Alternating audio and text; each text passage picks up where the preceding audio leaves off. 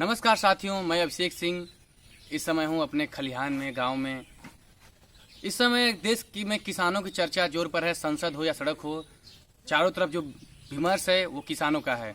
हालांकि आपको मीडिया में ये विमर्श नहीं दिखाई देता है, लेकिन हम बात कर रहे हैं इस समय किसानों की।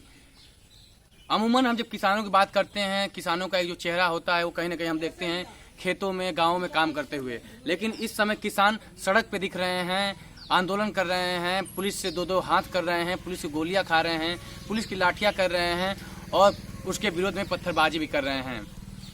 ये हालात क्यों बने देश में? आज किसानों को सड़क पे क्यों आना पड़ा? जो किसान खेत में हल जोता था, अपने खलिहानों में काम करता था, आज वो किसान सड़क पर है, अपनी आवाज उठा रहा है। सत्ता से कहीं ना कहीं किसान काफी आक्रोशित है। आक्रोशित होना भी लाजमी है। जब देश आज़ाद हुआ 1947 समय, उस समय किसानों की स्थिति ये नहीं थी। उस समय लोग किसानी करना गर्व की बात मानते थे, उसी में उनका घर चलता था, लोग नौकरी करने से परहेज करते थे। लेकिन आज किसान का बेटा किसान नहीं बनना चाहता है, वो नौकरी करना चाहता है। तो इसके पीछे कहीं ना कहीं हमारी जो आज़ादी से अब तक 70 सालों में जो नीतियाँ रही हैं वो जिम्मेदार हैं। और वर्तमान समय में सरकार किसानों को सहूलियत देने के बजाय किसान विरोधी विधेयक पेश कर रही है, एक्ट ला रही है। तो कहीं ना कहीं किसानों के अंदर जो आक्रोश था वो अब फूट रहा है, जिसका परिणाम दिल्ली की सड़कों पर, आगरा की सड़कों पर, गाजियाबाद की सड़कों पर देखने को मिल रहा है। किसान अभी जो लॉकडाउन था, जब देश पूरा बदहाल था, तो उस समय देश की स्थिति को कोई काबू किया था तो वो किसान ही था। लेकिन इसी लॉकडाउन के दौरान जब किसानों की अच्छाइयों की काउंटिंग चल रही थी, सरकार एक अध्यादेश, 3 अध्यादेश लाती है और न कोई चर्चा न कहीं कुछ। अध्यादेश तभी आते हैं जब कोई सरकार के पास संसद में काम करने के लिए समय नहीं होता है और बहुत विशेष जरूरत होती है, तब अध्यादेश आते हैं। लेकिन क्या उससे विशेष जरूरत पड़ी थी कि किसानों के लिए अध्यादेश लाना पड़ा? किसान तो इस समय खुशहाल थे, किसान अपना जो जीविकोपार्जन ठीक ठाक कर रहे थे। जब देश में पूरी बदहाली थी, किसान अपना फसल उत्पादन कर रहे थे, उसे बेच रहे थे और सरकार कहीं ना कहीं अपनी जो भी वर्तमान समय की नीतियाँ थी उनसे उनको लाभ दे रही थी। लेकिन ऐसे समय में किसानों के लिए जो विधेयक अध्यादेश लाए गए, उससे सरकार का कहना है कि किसानों का लाभ होगा। विधेयक में जो 3 विधेयक हैं उसकी जो मूल सार हैं उसमें से ये है कि सरकार का कहना है कि किसानों के लिए जो मार्केट है उसको ओपन कर दिया गया। यानी कि किसान अब मंडी में बेचेगा नहीं, या चाहे कहीं भी बेचे या बाहर बेचे, स्वतंत्र कर दिया गया। लेकिन आपको बताना चाहता हूं, एक किसान परिवार से होने के नाते, या आप भी किसान से हैं, तो अब तक जो किसान है वो अपनी फसलों को किसी को बेचने के लिए बाध्य नहीं होता था। किसान मंडियों में या सरकारी गोदामों में फसल को इसलिए बेचते थे कि वहाँ पर उनको जो उचित दाम मिल जाता था। उचित का मतलब कि जो सरकार द्वारा निर्धारित है, उचित तो आज भी सरकार नहीं दे पाई, लेकिन जो लोकल मार्केट है, घर गांव बेचते थे तो उनको उतना लाभ नहीं मिलता था। औने पौने दाम पर व्यापारी बनिया खरीदते थे। लेकिन सरकार ने जो नीति बनाई है कि किसान के लिए मार्केट खुल गया, तो जनाब कब किसानों के लिए मार्केट बंद था? मैं आपसे यही जानना चाहता हूँ। अब ऐसे मार्केट खोल देने से किसानों को लाभ मिलेगा या नहीं मिलेगा ये तो कहना दूर की बात है। लेकिन जब किसान मंडियों में ले जाता था तो मंडी कमीशन शुल्क लगती थी, उससे स्टेट गवर्नमेंट को राजस्व की प्राप्ति होती थी। जो किसानों के लिए जो कल्याणकारी योजनाएं थी वो आती थी और किसानों को एक फायदा होता था कि जो सरकारी रेट रहता है, MSP जो निर्धारित सरकार द्वारा है, उस पर उनको भाव मिलता था। लेकिन अब तो बातें हैं नहीं, बड़े बड़े व्यापारी हैं जो धनाढ्य हैं, वो अब किसानों की जो फसलें हैं वो खरीदेंगे। तो जाहिर सी बात है, जब निजीकरण होगा, बड़ी बड़ी कंपनियां आएंगी, तो उसमें किसानों को लाभ मिलेगा। ये बात एक नामुमकिन है या एक घटिया मजाक ही कर सकते हैं, क्योंकि निजी कंपनियां आज तक कभी भी जनता के हित में काम करती हैं, ऐसा तो कहीं काल्पनिक बातें हो सकती हैं। पहली बात तो हो गई। दूसरी बात यह है कि उससे किसान को लाभ हो नुकसान हो ये तो अभी आने वाली योजनाओं में मिलेगा।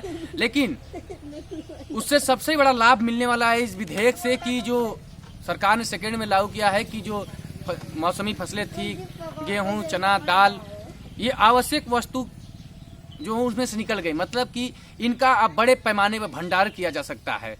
तो होगा क्या कि जब किसानों से व्यापारी जो है फसलें खरीद करके अब बड़ी बड़ी मात्रा में भंडारण करेंगे, और जब भंडारण करेंगे तो उसके जो मूल्य हैं वो काफ़ी तेज़ी के साथ, और जब मार्केट में रहेगा तो जाहिर सी बात है वो तेज़ी के साथ बढ़ेंगे।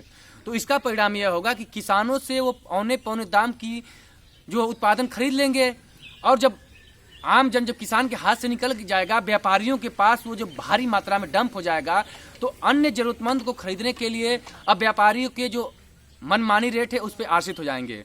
तो मोदी सरकार जो ये फैसला लाई है कि जो विधेयक हमने जो पास करने वाली है, जो 3 अध्यादेश जारी किए हैं, इससे किसानों को लाभ मिलेगा, ये तो शायद नामुमकिन सी बात है। तभी आपने देखा होगा जो केंद्रीय मंत्री थी हरसिमरत कौर बादल, जो अकाली दल से आती थी, बीजेपी की सबसे पुरानी जो सपोर्टिव पार्टी है उसमें से थी, सांसद थी और कैबिनेट मंत्री थी, खाद्य एवं प्रसंस्करण मंत्री।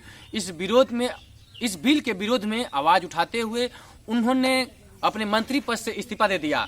लेकिन जब सरकार चारों तरफ से घेरती गई, किसान पूरे देश में, आंध्र प्रदेश हो, उत्तर प्रदेश हो, हरियाणा हो, पंजाब हो या केरला हो, चारों तरफ से किसान इस समय सरकार के जो इस अध्यादेश लाई थी इसको अब एक्ट में बदलने जा रही है, इसका पुरजोर विरोध हो रहा है।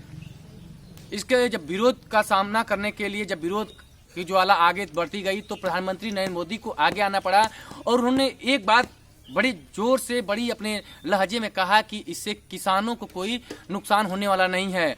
अब तक किसान गुलाम थे अपनी फसलों को मंडियों में बेचने के लिए। तो जनाब, झूठ पे झूठ, और फिर ये तीसरा झूठ आपने बोल दिया हजारों झूठों में कि किसानों को आज़ादी मिल गई। तो किसान गुलाम कब थे? मैं आपसे ये पूछना चाहता हूँ, किसान गुलाम कब थे? और किसान गुलाम थे तो किसान क्या निजीकरण करने से किसान आज़ाद हो जाएंगे? तो ये पहले ही जो देश की आज़ादी से पहले जो अंग्रेज नील की खेती करवाया करते थे, कंट्रैक्ट खेती, जो किसानों को फसल बोने पे मजबूर करते थे नील का उत्पादन करने के लिए, तो आने वाले समय में जो सरकार का नियम है जो कंट्रैक्ट खेती का, तो किसान मजबूर होगा, किसान अपनी धान उगाएगा कि गन्ना उगाएगा, इसके लिए वो स्वेच्छा से नहीं उगाएगा। बड़ी कंपनियां आएंगी, वो किसानों को कहेंगी आप इसका उत्पादन करिए। फसल उत्पादन तो करेंगे लेकिन वो फसल तभी लेंगे जब फसल उनके मानक के अनुरूप हो। अगर फसल बर्बाद हो गई, फसल की जो प्राकृतिक आपदाएं हैं वो पड़ने से फसल कमजोर हो जाती है, तो उसको कंपनियां नहीं लेंगी।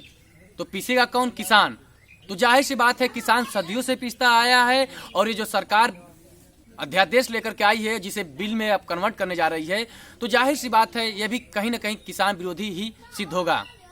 अब जब किसान सड़क पे आ रहे हैं, सरकार सामने आ रही है, तो जाहिर सी बात है सरकार को किसानों की आवाज़ सुननी चाहिए। अन्यथा किसानों की आवाज़ को जब अंग्रेज नहीं दबा पाए तो ऐसी सरकारें आएंगी जाएंगी और किसान लड़ते रहेंगे। अब किसान का बेटा अब मोबाइल भी चला रहा है, किसान के बच्चे दुनिया से अपडेट हो रहे हैं, तो किसानों को अब सूचनाओं से आप नहीं रोक सकते हैं। आप जितना भी मेन स्ट्रीम मीडिया को अपने कब्जे में लीजिए, किसानों की बातों ने उठाइए, लेकिन डिजिटल मीडिया है, किसान खुद अब डिजिटल मीडिया के माध्यम से, सोशल मीडिया के माध्यम से अपनी आवाज़ रख रहे हैं।